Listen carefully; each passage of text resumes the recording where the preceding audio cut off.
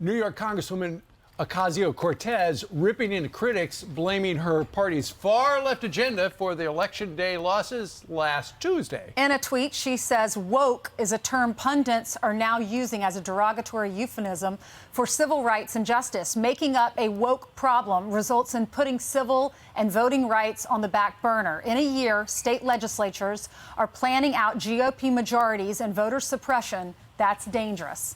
Here to react is Unfiltered host Dan Bongino. Hey, Dan. Hey, how are you all this morning? Good to see you. We're doing great. What went wrong? Was it wokeness?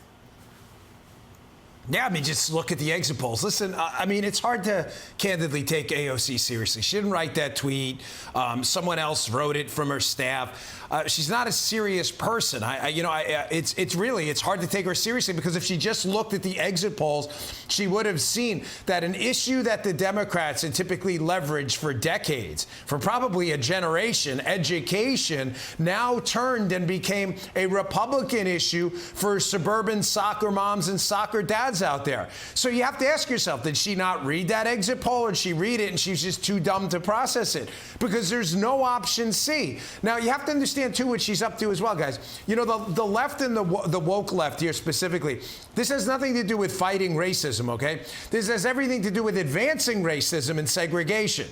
I mean, is that not obvious? When you tell people that critical race theory, or whatever euphemism you use for it, it's going to be the bedrock of the education structure going forward, and we're going to use race essentialism and judge people as oppressor or oppressed exclusively based on skin color, that is the very definition of racism. They know this. This is all about class warfare against successful people to advance socialism in the form of fighting racism because it's a more palatable narrative for them.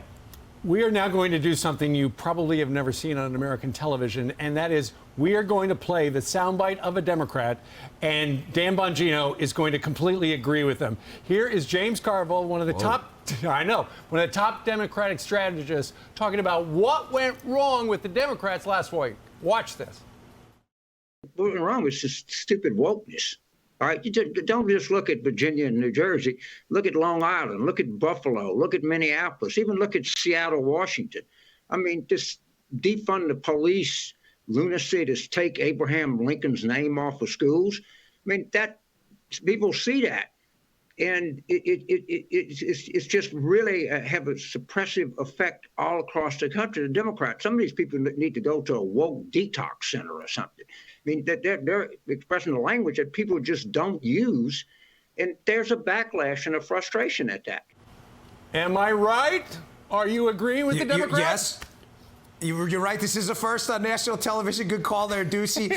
Listen, I hope they don't listen to the Raging Cajun Carville. And I hope they don't listen to Bill Maher. No, I'm being serious. I hope the Democrats double down on race essentialism and oppressor-oppressed ideology. I really do. Because black parents, Hispanic parents around the country are revolting about this. You know, on my show this weekend, I had Shamika Michelle, who is a black mother of a young child. And she said something really great, Steve. She's like, you know, listen, in order to teach my kid, who happens to be black, that she's somehow oppressed, that you're teaching her black inferiority, that somehow she's inferior and can't escape her circumstances. She's like, you know, there's a lot of parents like me who are like, don't you dare teach my kid that crap. Like, that's not what I want my kid to learn. That white people are supreme over my child. She's like, I don't want to hear any of that garbage. And you saw the revolt around the country. Yep. And that's why you see that tweet from AOC. This is just, you know, nonsense. Her trying to defend in front of her donors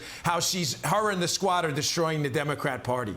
Dan, we are so glad the Patriot Awards are back. After COVID, we had to, put those on the back burner for a little bit because of the sickness. But now we're coming back down to Florida. We're going to be at the Hard Rock Live Theater in Hollywood, Florida, close to where you are right now. And you'll be there with us, right? Yep. I will, and I'm glad you said that, because the first year we did it live, and wasn't the energy there incredible? I remember we were all sitting in the green room, and you had all these people. You had the hockey coach who gave that inspirational speech. You had these military members, some who had families who had lost these heroes out there, and just to celebrate them for a moment and the trauma they've been through and to make them feel good, rather than these dopey Hollywood award shows where we celebrate a bunch of losers. It was just so great to celebrate real American heroes. And to do it again and be around that group, I can't wait. I don't know about you guys. It's going to be a lot of fun. Always so much fun. Well, we'll be going down a week from tomorrow. If folks would like to join us there in Hollywood, Florida, tickets are on sale at foxstation.com/Patriot Awards. Mr. Bongino, thank you very much for joining us on this Monday morning. Thank you, Dan. Yes, sir, guys. Good to talk to you. See you later. Nice talking to you, too. We'll see you live in person next week.